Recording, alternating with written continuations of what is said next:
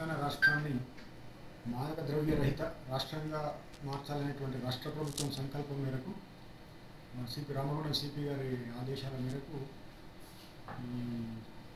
గోదావరి డివిజన్లో పూర్తి స్థాయిలో మాదక ద్రవ్యాలు అమ్మేవారి మీద, కొనేవారి మీద, డిస్ట్రిబ్యూషన్ చేసే వారి మీద తీవ్రమైన నిఘా పెట్టడం జరిగింది.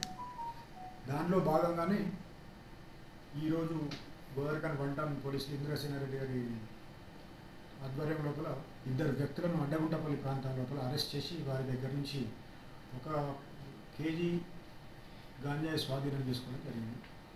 ఆ కేజీ గాంజాయితో పాటు 2 సెల్ ఫోన్లు కూడా స్వాధీనం చేసుకోవడం జరిగింది. వీరి మీద పూర్తి స్థాయిలో ఇంట్రాగేషన్ చేయగా వాళ్ళు సీలేరు ప్రాంతం నుంచి తీసుకొచ్చి ఇక్కడ డిస్ట్రిబ్యూట్ చేస్తూ దానికి అందరినీ చేయడం జరుగుతుంది.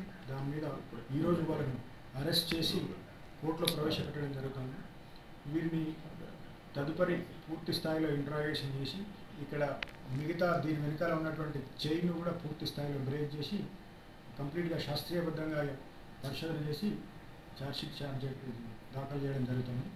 ఈ సందర్భంగా గోదావరికని ప్రజలకు విజ్ఞప్తి ఏంటంటే, నిర్భయంగా మీకు ఏ చిన్న అనుమానం వచ్చినప్పటికీ కూడా, ఎవరి మీద అనుమానం ఉన్నప్పుడు కూడా నిర్భయంగా మాకు సమాచారం ఇచ్చినట్టయితే ఈ మహమ్మారిని కట్టడి చేసే అవకాశం ఉంటుంది. కాబట్టి వాళ్ళ పిల్లల మీద, మిగతా వారందరి మీద కూడా పూర్తి స్థాయిలో నిఘా పెట్టి పోలీసులకు కోఆపరేట్ చేయాల్సిందిగా విజ్ఞప్తి చేస్తుంది.